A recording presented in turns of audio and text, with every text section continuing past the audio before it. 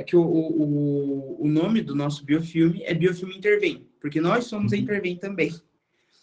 A gente deu esse nome porque a gente queria intervir na indústria do couro. A gente queria mostrar para as grandes indústrias que a gente consegue desenvolver coisas inovadoras aqui no Brasil. E a gente queria intervir nessas indústrias, mostrar que a gente consegue fazer coisas legais e sustentáveis.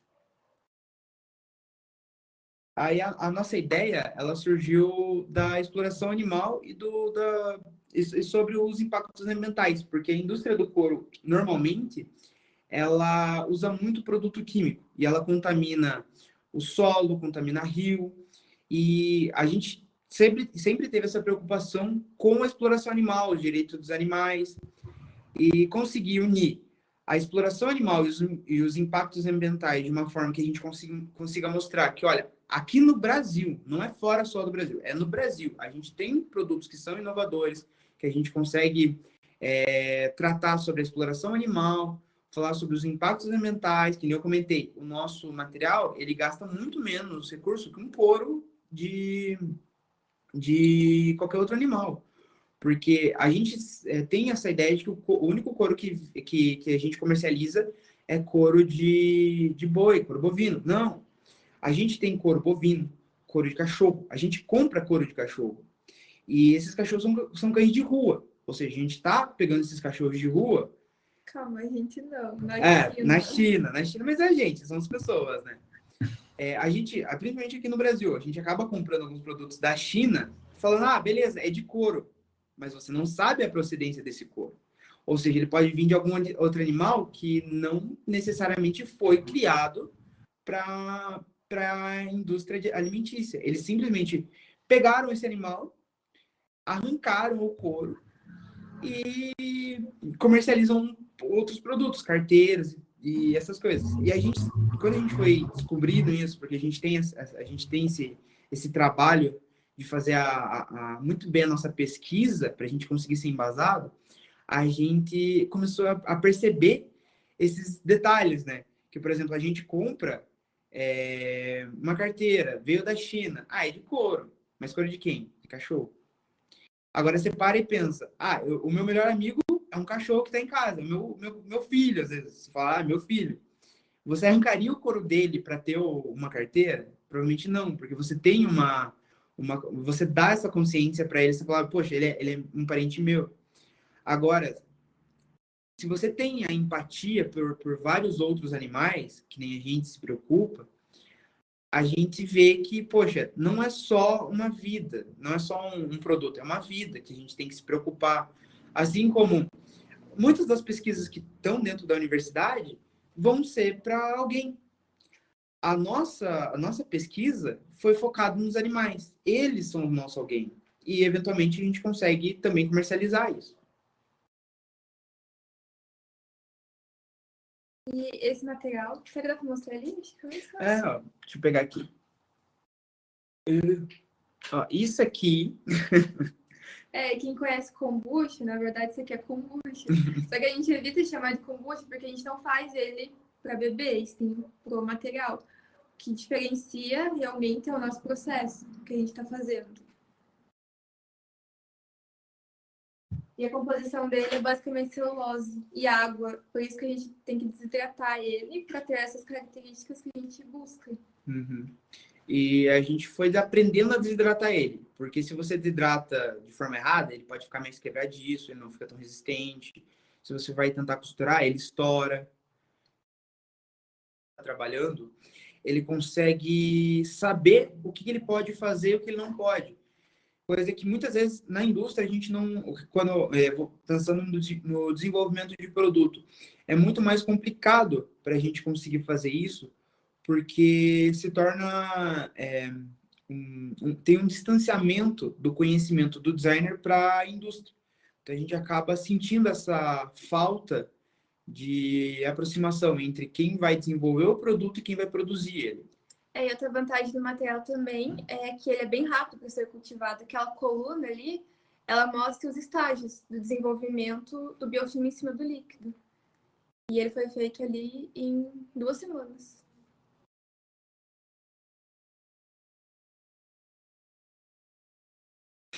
Aí aqui são algumas cores que a gente conseguiu fazer e texturas também. A gente sempre tentou usar pigmentos naturais, como açafrão, urucum, beterraba, espirulina. A gente fez com vinho também. E só aqueles 2 do canto direito, o azul e o verde, que a gente usou anilina, que ele é tóxico. Então a gente tenta evitar isso, para tentar deixar o material mais natural possível. A gente sempre deu preferência para a utilização de produtos que fossem naturais, que fossem, né, corantes naturais, que eles não tivessem nenhum produto químico. A anilina, eles foram casos especiais porque a gente queria encontrar outras formas de pigmentação e tentar usar também alguns produtos químicos se a gente quiser um produto que seja bem mais durável, que não vai ser descartado. E esses testes, eles mostraram para a gente que o nosso material tem muito, muito, muito potencial de coloração, coisa que até fora do país eles não trabalham tanto, eles trabalham com alguns pigmentos mais específicos. Eles tentam alguns pretos, marrom, cores mais padrões. A gente já quer tentar mudar isso, tanto com textura, com o próprio odor do material, e sempre trazendo essa ideia mais sustentável para o tecido. Basicamente, isso aqui, essas imagens, são os estágios do nosso material. A gente, como designer, nunca tinha visto isso na vida, mas como vocês são de química, talvez vocês já tenham mais conhecimento sobre isso. Mas a gente recolhe o material, como ele está ali na primeira imagem, e daí a gente estende ele numa superfície para fazer a secagem. E nessa segunda imagem dá para ver que ele está com um rasgo ali no meio. E uma coisa interessante do material é que se a gente unir aquilo, enquanto ele seca, ele vai grudar. O próprio material mesmo, sem colocar nada ali. Aí na terceira imagem, a gente pigmentou ele. E nesse caso, a gente queria que o material ele tivesse um aspecto de folha, se assemelhasse a uma folha. Por isso que a gente fez ele com essa textura ali. E o material, ele permite isso, ele fica com essa textura que a gente coloca nele. E ele, na última imagem, é o resultado final, ele depois de seco. Isso é bem interessante pensar que às vezes a gente não tem o contato com o material, ou a gente faz, tem muita gente que pesquisa esse mesmo material, só que com outros objetivos. Dos artigos que a gente encontrou, muitos deles falavam sobre o uso de biofilme na ala médica. Tanto odontológica, para tratamento de tártaro, ou para queimaduras graves. E a gente conseguiu usar esse mesmo material, só que de uma forma usando somente subproduto que a gente consegue encontrar aqui de Curitiba. A gente só usa resíduo para conseguir desenvolver esse mesmo material. Só que, óbvio, a gente não faz com um objetivo para entrar em contato direto com a pele, como se fosse um curativo ou alguma vestimenta, porque a gente não sabe exatamente até onde seria essa segurança do contato da pessoa. Mas do que a gente viu, do que a gente já trabalhou com ele também, ele é muito tranquilo de se mexer, de se interagir. Porque, que nem eu falei, ele não tem produto químico. A única coisa que ele sobra de resíduo é vinagre. Então, a gente consegue descartar ele, dependendo até da forma que a gente for produzir, consumir. Tem muita gente que consome o vinagre da kombucha, que é o mesmo líquido, que é o mesmo chá, o mesmo processo de fermentação que a gente trabalha. E aqui a gente consegue imprimir diversas texturas. Isso que eu estava falando de textura, porque a gente consegue imprimir texturas de tecido, de couro, texturas mais rugosas, texturas de folha. Isso tudo depende do design de superfície que a gente quer imprimir no material e futuramente ter também no produto final. Então, ali no caso, a gente conseguiu fazer uma textura de folha.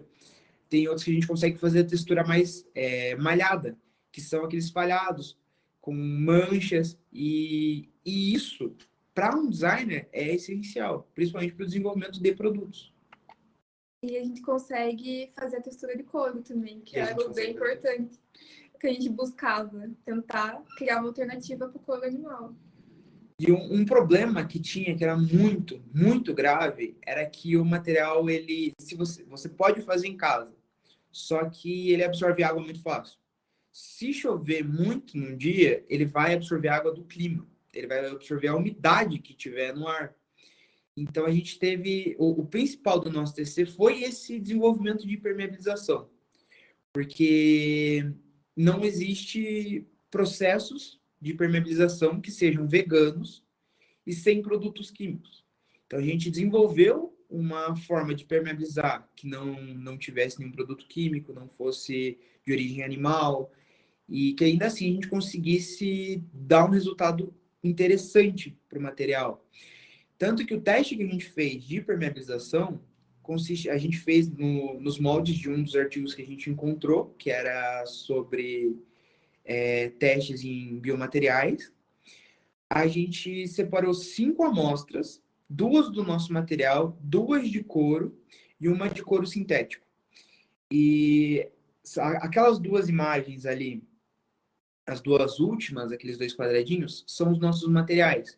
Um está sem o tratamento e o outro tem o tratamento que a gente desenvolveu. E entre eles a gente já pôde só observar, a gente fez a medição, a gente fez medição com micrômetro, a gente fez com a pesagem com balança de precisão.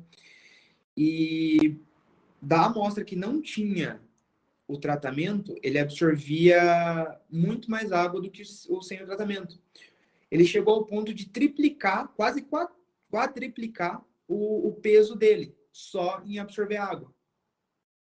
Já o que a gente desenvolveu com o tratamento, depois de uma semana submerso, a gente ia tirando a medida no decorrer dos dias, ele teve um comportamento muito, muito parecido com o de couro sintético, porque ele não absorveu água, ele não mudou o tamanho dele. A única coisa que a gente percebeu foi que ele trocava líquido com meio, porque ele mudou a resistência, só que ele não mantinha aquele líquido. Então, isso comprovou que o nosso tratamento funciona.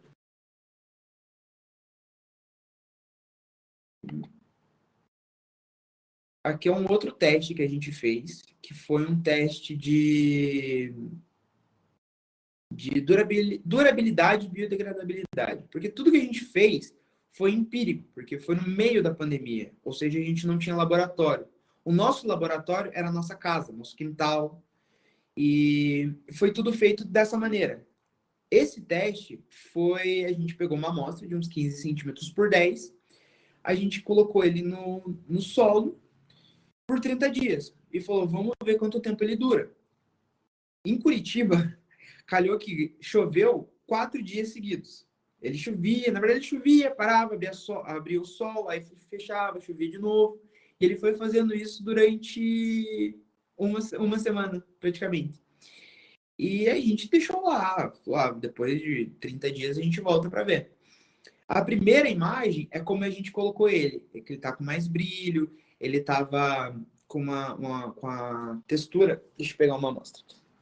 Uma textura mais maleável, que é como essa daqui, que ela não é tão quebradiça. Opa, aqui. Ele tava bem mais maleável, ele parecia muito um tecido mesmo. A gente deixou ele ali tomando chuva, caía a terra, sujava. E aí foi o processo. A gente viu que ele foi perdendo um pouco daquele brilho, ele foi ficando mais fosco, ele começou a ficar um pouco mais rígido, ele começou a ter um aspecto daqueles papel craft de embalagem, só que um papel craft mais grossinho. E ele tava com esse aspecto bem mais grosso, só que depois de 30 dias, mesmo tomando chuva, sol, ele não se biodegradou tão rápido. A gente viu que ele tem uma resistência boa para desenvolver projetos. Essa imagem é muito interessante porque a gente pegou 10 amostras, 5 do nosso material e 5 materiais de couro, ou couro sintético, corino, para conversar com as pessoas e ver qual que era a reação delas. Porque a gente queria saber, qual que você acha mais natural? Qual que você acha mais sintético? Qual que você acha mais durável? Qual que você acha mais legal? E eram perguntas que as pessoas tinham que mexer no material e responder. E o mais legal foi ver que as nossas amostras de material tinham os feedbacks mais positivos. Por exemplo, o que parecia mais resistente era o primeiro, que ele tem aquele aspecto mais rugoso, porque da forma que a gente fez o processo de secagem, deixava ele mais rígido. Então as pessoas consideravam ele sendo um material, uma amostra mais rígida, melhor, mais durável. Aí quando a gente perguntava qual que era mais diferente, às vezes eles escolhiam ou o vermelho, que a gente fez com casca de beterraba, e o verde, que era aquele mais translúcido, porque ele tem uma resistência boa, ele é bem resistente a essas amostras, porque ele é celulose pura, ele é nanocelulose estruturada. E ele é bem forte, bem forte. Ele é muito resistente. Ó, ele é bem forte. Ele não arrebenta facilmente. Apesar de que ele é bem fino, assim, ele tem uma espessura de um papel quase. Ele chega a ter a espessura de 0,2 micrômetros. Ele é bem fino, não dá nem para ver. É igual um papel mesmo. E ele é muito resistente. E tudo que era de positivo foi ficando para o nosso lado. E a gente entendeu que as pessoas, principalmente as mais novas, têm um interesse nesses novos materiais, em novidades. E era isso que a gente já queria atingir. Pessoas que têm esse interesse por coisas novas, coisas diferentes. E principalmente coisas sustentáveis.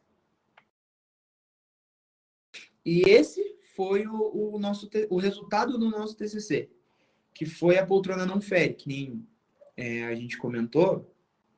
Ela foi pensada, ela foi toda desenvolvida pela questão animal. Então a gente trabalhou com design ativista, a gente trabalhou com design de móveis e design de materiais. A gente conseguiu unir 3 áreas do design para transformar um produto só. E isso é considerado algo relativamente difícil, você unir tantas áreas do design em um produto só. E a gente conseguiu, e de certa forma com excelência, porque o nosso TCC teve a nota máxima e a gente venceu o IF, que é o maior prêmio de design do mundo. Ele é considerado o Oscar do design. E nessa edição, a gente foi a única equipe, os únicos designers que venceram esse prêmio na América Latina. Então, e foram mais de 5.000 projetos e só 86 ganharam um IF. E o nosso projeto estava no meio. E, bom, a gente fez ele, né, desenvolveu ele pensando nessa silhueta mais marcante de um animal. A gente queria transmitir a ideia de músculo, a musculatura mesmo no estofado. E isso era uma coisa difícil de se exprimir, principalmente porque a gente não tinha essa noção de como ele ia se comportar. Então a gente teve que desenvolver, aprender como é que ela funcionava. A Gi estudou fazer a costura dela. Então ela desenvolveu uma bolsa. A gente fez a bolsa toda costurada. Ela costurou na mão para entender como é que funcionava. E durante o processo inteiro a gente aprendeu como impermeabilizar, como colorir. E esse aqui é o resultado do nosso estofado. Ele tem essa costura que transforma ele como se fosse em vários gominhos de músculo. Ele lembra essa musculatura. Muitas pessoas falavam, isso me lembra muito carne. Então é isso que a gente queria. Conseguir mostrar que a gente consegue, com outros materiais, conseguir representações que às vezes a gente nem imagina.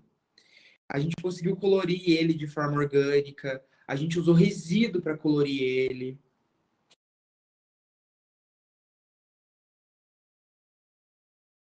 Mas a gente não parou só no TCC, como a gente começou o nosso estúdio também. Um grande diferencial é isso do biofilme, das experimentações que a gente fez, do material que a gente consegue obter. E daí a gente fez esse projeto, que foi com uma startup aqui de Ponta Grossa, que eles desenvolvem um material que é o composto de micélio, onde eles usam serragem e daí o micélio fica em volta do material e fica parecendo um isopor. Aí a gente fez essa embalagem, que era uma embalagem secundária para cosméticos, onde o biofilme, a gente fez uma alça com ele, e o objetivo era ser um substituto para sacolas também, ao mesmo tempo, essa embalagem. E com esse projeto a gente ganhou o segundo lugar também de um concurso lá de Portugal, que é sobre ideias de economia circular. E esse biofilme, a gente também colocaria sementes nele, porque enquanto ele está secando, a gente consegue grudar fácil coisas nele. Então, a pessoa, depois que usou a embalagem, ela poderia plantar a embalagem, porque ele é totalmente compostável. Ó, esse aqui é uma amostra de como que ele fica quando algumas coisas ficam grudadas nele. A gente consegue gerar esse desenho. Esse a gente pigmentou com beterraba e a gente aproveitou também a casca. Por isso, essa textura. E isso é o mais importante para a gente conseguir mostrar que, mesmo que a gente tenha um material diferente, a gente consegue mesclar ele com outros materiais. Por exemplo, nesse projeto, a gente focou em desenvolver junto com o micélio. A gente queria pôr o nosso material junto com um deles. Ali, a gente mostrou que tem como fazer uma gravação, digamos assim, onde está escrito o nome do projeto, Elo, que é o nome do produto. E a gente consegue fazer isso por gravação a calor. Ou uma gravação igual aquelas de marcar gado, ou aquelas de a laser. Então, uma simples marcação de calor a gente consegue gravar já no nosso material. E isso é uma coisa que não é todo material que deixa. Esse projeto também fez parte do nosso TCC, porque a gente queria desenvolver uma poltrona. A gente escolheu a poltrona porque é um móvel onde é comum a utilização de couro. E como a gente estava fazendo um projeto de produto mesmo, de design de produto, a gente escolheu a poltrona, e essa foi uma outra alternativa que a gente fez, e ganhou um concurso aqui do Brasil, que é o Brasil Design Award. E nela a gente usou o biofilme trançado, porque isso também é uma coisa que traz mais resistência para o material.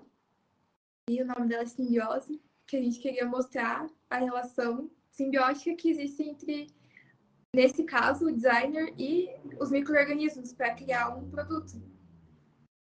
E aqui a gente queria conseguir misturar não só as texturas, mas as cores também. A gente usava a cor natural, que é esse bege meio marrom clarinho, com o preto.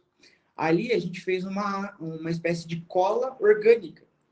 E ela é feita com coisas que a gente consegue se alimentar e também resíduo do próprio material. A gente conseguiu desenvolver essa cola, soldou e ele ficou bem legal, porque é um trabalho trançado junto com o nosso material.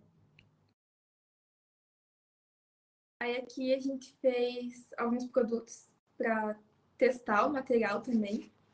Primeiro foi uma carteira que o Felipe ficou usando por 1 ano e o material ele ficou intacto, assim. O único problema foi realmente a costura, porque ali a gente usou o material com uma camada só. E aí ele fica muito fino e fica meio frágil.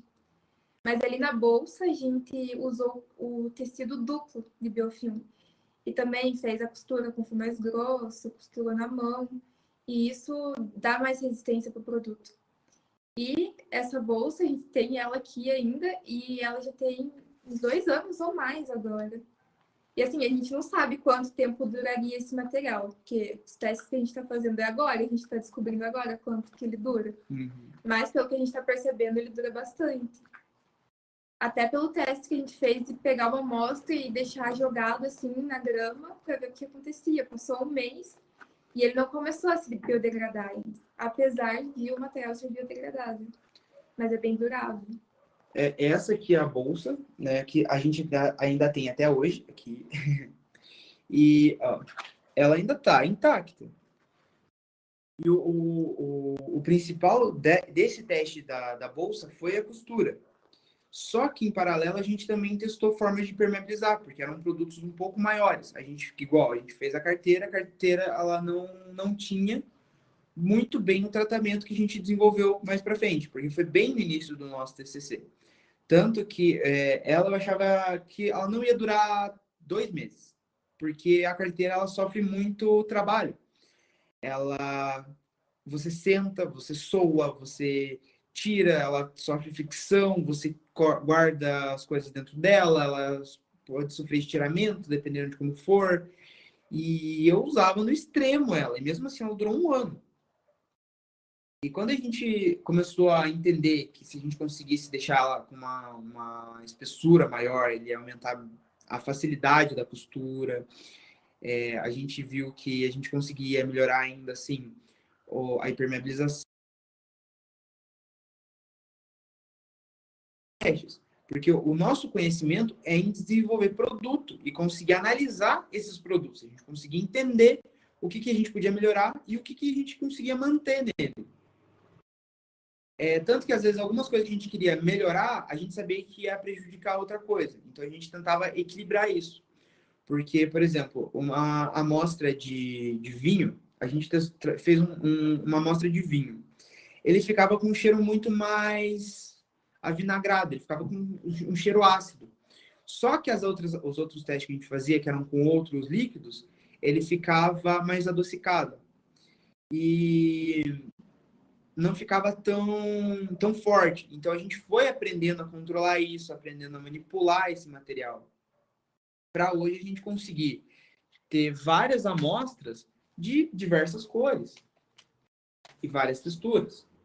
Por exemplo, a de beterraba, aqui, ó, de beterraba, que ela é mais clarinha, ela tem essas manchas porque a gente conseguiu colocar a casca. Essa a gente usou a erva mate, daí ela fica mais clara. E também o lugar que a gente secou ela deixou essa textura mais lisa. Ó, ele tem um toque mais aveludado. E isso também interfere, porque a gente, que nem eu comentei, a gente consegue imprimir, né, no material uma textura bem mais áspera, rugosa, só que bem resistente, e uma mais suave ao toque. Você passa a mão, sente que ele é mais confortável, então dependendo de onde for aplicado, a gente consegue mudar a textura e ainda assim ele é forte. Ó, ele é bem forte. A gente conseguiu colocar a textura de couro, ó, uma textura que simule o couro. Ó, esse aqui, no caso, esse aqui é aquele malhado que eu comentei, que a gente consegue deixar alguns lugares manchados, outros não. Ele tem uma certa transparência, porque ó, você vê ali atrás. E isso é uma propriedade do próprio material. Só que a gente foi fazendo sempre alguns testes, sempre uma vez maior que o outro.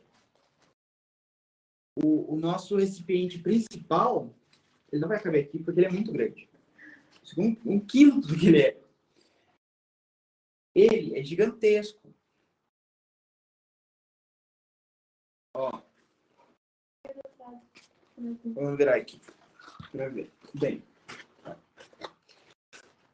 Isso aqui é só para você ter noção que isso aqui é metade dele.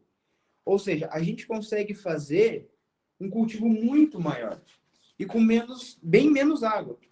Ou seja, a gente consegue usar menos recursos, ser mais eficiente do que o próprio couro animal, porque o couro animal você gasta cerca de 24 mil litros de água para conseguir ter esse animal. E a gente, com 100 litros, a gente consegue ter o mesmo tamanho de material, ou até maior, dependendo do nosso recipiente.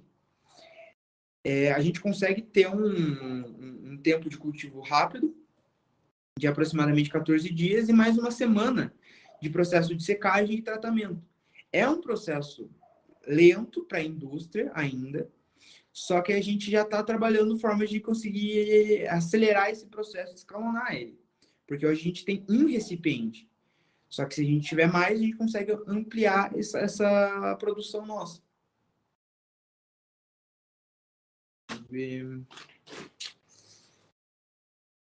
Outros testes que a gente fez também. Ó, esse aqui é legal. Ele é uma tirinha que ele não arrebenta. Ó, eu tô fazendo força. Ó. Isso é legal porque é um pedacinho fino. Se eu te entrego um pedaço maior, você vai falar, ok, ele é resistente por causa do tamanho. Não. Ele é fino, ele é bem fino, ele é pequeno e ainda assim ele é muito resistente, ele não estoura. Aí tem os testes que a gente foi fazendo, né, com corantes, que a gente viu que, corante artificial. Esse aqui é corante artificial. Ele ficou bem, bem forte. É mais legal mostrar na câmera que dá pra ver bem os veios que ele cria. Aí tem os verdes. Os verdes são os mais legais, porque os que são mais artesanais, digamos assim. Ó, ele tem bem mais transparência. Ele deixa esse manchado, que é bem legal. E também, né, com a textura de cor. Vamos ver se dá pra ver aqui a textura de cor. E se tiverem de pergunta, podem perguntar. Primeiramente, é do Daniel Attili. Tem mais uma dúvida. Comparado com o couro animal, a celulose bacteriana tem que ter mais cuidado no manejo? Ela dura mais ou menos que o couro? Eu acho que essa última parte vocês falaram bem, mas do manejo aí, se vocês puderem responder. Com relação à costura, por exemplo, né? A costura do nosso, ele é um pouco mais simples, porque, por exemplo, mais simples entre aspas, ele sempre tem algumas grandes variações. Por exemplo, o couro, dependendo do couro, tem que ser uma máquina mais forte, com uma agulha mais grossa para conseguir atravessar e não estourar. O nosso, alguns testes que a gente fez, que a gente viu também, é que uma máquina industrial com uma agulha mais fina, ela costura bem. Talvez com uma costura um pouco mais grossa também. Só que, se o nosso estiver numa folha única, por exemplo, assim, bem fininho, ele pode estourar se ele estiver muito seco, se ele estiver muito quebradiço. Mas, infelizmente, eu acho que o couro dura mais ainda. Por isso que a gente ainda está desenvolvendo material e tentando melhorar ele. As características. A gente quer sempre desenvolver mais para conseguir um material que seja mais barato que o couro, mais resistente que o couro e mais durável que o couro. Mas é impressionante, né? Um material aí que foi desenvolvido em um período de tempo relativamente curto, né? Alcançar resultados tão bons assim, né? O José Oliveira perguntou. Primeiro ele elogiou o projeto, foi muito legal o projeto, e ele gostaria de saber se vocês analisaram a viabilidade de produção do biofilme em grande escala, para ter viabilidade econômica e provavelmente competir aí com a indústria de couro. Bom, sim. E obrigado pelo elogio. Sim, a gente já está vendo formas de aumentar a produção. A gente já tem alguns desenhos já em mente, já tem até no papel algumas formas de aumentar a escala, porque a gente não precisa de uma grande indústria. A gente não precisa de grandes espaços. A gente, em um espaço pequeno, de, por exemplo, 3 metros por 3 metros, que é pequeno, a gente consegue produzir 20 metros desse material. 20 metros quadrados desse material. Ou seja, 3 metros por 3 metros, a gente consegue produzir muita coisa. Claro, em comparação com um boi, que um boi pega 2 metros por 1,5 metro ali, fácil. Fora o que ele vai ter que consumir de recurso e tal. O nosso tem bem menos recurso e é bem mais ecológico comparado ao couro animal. Tem um potencial muito grande, né? Meu Deus. Sim. E acho que duas perguntas, mas acho que a gente pode juntar, do Wildes Filho e da Thaís. Vocês desenvolvem ou têm interesse em desenvolver uma pesquisa relacionada à segurança em contato direto e constante com a pele? Assim que vocês poderiam desenvolver outras coisas como roupas. Foi o que a Thaís perguntou se seria possível utilizar esse produto no vestuário, sabe? Então, a gente ainda está pesquisando isso, porque a gente não tem uma resposta para falar, olha, sim ou não. Mas do que a gente viu, tem algumas pessoas que já testaram desenvolver roupa, só que eles esbarraram num problema, porque a gente lava a roupa. Então, a gente tenta evitar a lavagem, o contato com a água. Ou seja, o processo de higienização da roupa, jaqueta, o que for, vai ter que ser diferente. Seria que nem uma roupa de couro, porque não pode ficar molhando, né? Tem que tomar esse cuidado. O couro também, você faz uma lavagem a seco, não lava ele com água direto, porque senão ele mofa, ele embolora. O nosso, ele absorve o líquido, então ele acaba absorvendo um pouco. A gente não chegou a fazer uma roupa, mas se ele absorver, ele provavelmente vai começar a mudar a estrutura dele. Ele vai voltar ao que ele era aos poucos. Então, por exemplo, ele pode começar a ficar meio gosmento, ele pode mudar a resistência dele. E que nem eu falei, o nosso objetivo é sempre manter uma textura muito boa. E o contato com a pele, principalmente. E isso aqui é o mais importante. A gente não pode perder isso, que é a resistência dele. Entendido. Muito obrigado. Acho que a pergunta foi respondida. Então, eu queria agradecer, primeiro, de novo, novamente, pela participação de vocês. Foi muito bom contar com vocês aqui na Semana Gatma e pedir desculpa novamente também pelos problemas técnicos que a gente enfrentou. E só mandando um recado para o pessoal, não se esqueçam de responder o formulário que vai ser enviado aí para a presença. E para garantir a presença da Semana Gatma, tem que comparecer no mínimo em 3 palestras. Mas também, se essa é a sua primeira ou segunda palestra, não se preocupem que ainda tem mais uma palestra hoje, mais 3 palestras amanhã. Então, é isso. Muito obrigado pela participação de todos. Muito obrigado.